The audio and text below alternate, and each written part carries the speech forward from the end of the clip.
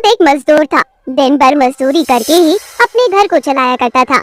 ऐसे ही एक शाम विनोद काम पर से घर आते वक्त अपनी माँ कौशल्या और पत्नी सविता के लिए साड़ी खरीद के लाता है और उनको साड़ी देते हुए बोलता है, अरे माँ, सुनो सविता, ये देखो मैं तुम दोनों के लिए साड़ी लेकर आया हूँ। वो क्या है ना कि सावन शुरू हो चुके हैं और तुम दोनों हर सावन भगवान शिव जी का व्रत करती हो और मैं चाहता हूँ कि इस बार सावन के पहले व्रत पर तुम दोनों ये साड़ी पहनो। वो क्या है ना कि इस बार थोड़ी अच्छी कमाई हुई है मेरी, बस इसीलिए अपनी कमाई से तुम दोनों को सावन के लिए साड़ी देना चाहता था और देखो भगवान जी ने मेरी ख्वाहिश पूरी कर दी, इसीलिए ये साड़ी मैं तुम दोनों के लिए लेकर आया। देखो देखो। अरे वाह बेटा, साड़ी तो बहुत सुंदर है हम दोनों के लिए। तू कुछ ना कुछ ले आया, लेकिन खुद के लिए क्या लेकर आया? अरे माँ, कैसी बातें करती हो? अब मैं तुम दोनों के लिए ही तो कमाता हूँ। तुम दोनों की ख्वाहिश को पूरा करके मुझे जो सुकून मिलता है ना, आए हाय हाय, उससे अच्छा कुछ हो ही नहीं सकता माँ। इसीलिए भगवान से मेरी यही प्रार्थना है कि जीवन भर मैं तुम दोनों को वो सारी खुशियाँ दूं जिसकी तुम दोनों असली हकदार हो। और हाँ, किसी बात की कोई चिंता करने की जरूरत नहीं है जब तक मैं जिंदा हूँ। वह सब तो ठीक है, लेकिन आप अगर अपने लिए भी कुछ ले लेते तो शायद हम दोनों को भी बहुत अच्छा लगता। लेकिन आप है कि बस हमेशा माँ जी और मेरे बारे में ही सोचते रहते हैं। आपने अपने बारे में कभी नहीं सोचा।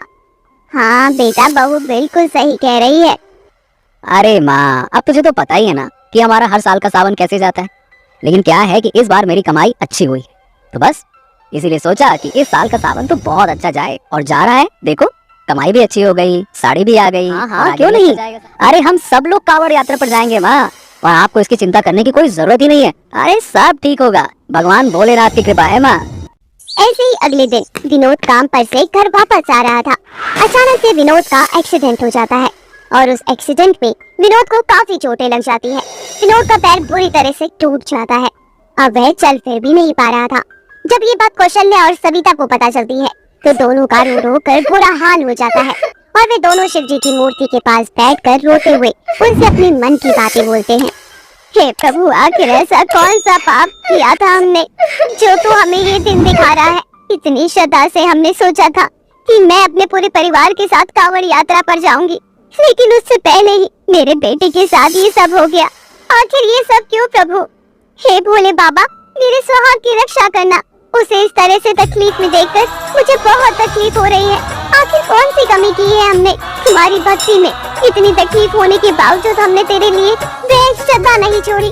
आखिर कब तक हमें इस तरह से परेशान करेगा तू? चाहे कुछ भी हो जाए, कांवड़ यात्रा तो मैं जरूर जाऊंगी। और इस बार तुम्हें मेरी सुनाम करते हैं, हम इन्हें कांवड़ में बैठा कर ले चलेंगे। इस बार शिव जी को हमारी सुननी होगी कि यात्रा करेंगे तो हम पूरे परिवार मिलकर, वरना नहीं जाएंगे हम। इस तरह से सविता अपनी सास के साथ मिलकर एक कांवड़ तैयार करती है, जिसमें एक टोकरी में विनोद बैठ जाता है और दूसरी टोकरी में खूब सारा पूजा का सामान और कुछ फल फ्रूट रखे हुए थे। दोनों सास बहू कांवड़ यात्रा पर निकल जाती हैं। आधा भार सविता के कंधे पर था और आधा कौशल्या के कंधे पर था। दोनों इस तरह से भोले बाबा की जय जयकार करते हुए यात्रा की ओर निकल जाती हैं, जहाँ उन्हें बहुत सारे श्रद्धालु मिलते हैं जो कि अपनी अपनी मनोकामनाएं लेकर कांवड़ यात्रा के लिए जा रहे थे। ऐसे ही चलते चलते कौशल्या का पैर बहुत बुरी तरह मुड़ जाता है। बेचारी अब चल फिर भी नहीं पा रही थी। अरे माता जी की तो पैर की हड्डी खिसक गई है। अब बुढ़ापे में कांवड़ यात्रा करना आसान नहीं होता है। अब माता जी भला कैसे जाएंगी कांवड़ यात्रा पर? कांवड़ यात्रा में तो हम जाएंगे ही, चाहे उसके लिए मुझे कुछ भी करना पड़े। बाजी एक काम करो, आप दूसरी टोकरी में बैठ जाओ। अरे नहीं बहन, देखो मेरी बात मानो, यहाँ से घर लौट जाओ। आगे सफर बहुत लंबा है, कैसे जाओगी अपने पति और सास को लेकर इतना दूर?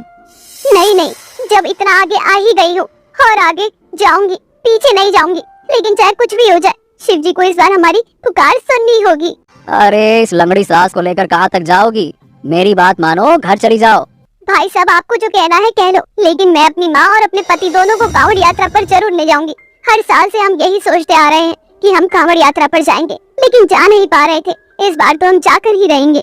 अच्छा चलो ठीक है, ये लो फूल, और ये हरिद्वार में पहुंचने के बाद इस फूल को अपने पति के पूरे शरीर से लगाकर, अपनी सास के पूरे शरीर से लगाकर नदी में बहा देना, ठीक है? उसके बाद देखना ये दोनों बिल्कुल स्वस्थ हो जाएंगे। ये शिव जी का चमत्कारी फूल। बोलो हर हर महादेव। आखिरकार सविता अपनी मंजिल तक पहुंच जाती है। हरिद्वार में पहुंचकर वे पूरे फूल को अपने पति और सास के शरीर में लगाकर नदी में बहा देते हैं। दोनों बिल्कुल स्वस्थ हो जाते हैं। जिसके बाद सविता को यात्रा के दौरान फूल देने वाला आदमी याद आता है और कहीं न कहीं उसे आभास होता है कि वह व्यक्ति शिव जी का ही रूप था। माँ जी, ये तो चमत्कार हो गया। आप और विनोद जी बिल्कुल ठीक हो गए। सच में भोले बाबा बहुत दयालु है। वे अपने भक्तों पर कृपा जरूर बरसाते हैं, लेकिन उसके लिए उन पर भरोसा रखना होता है। आपका बहुत बहुत शुक्रिया भोले बाबा।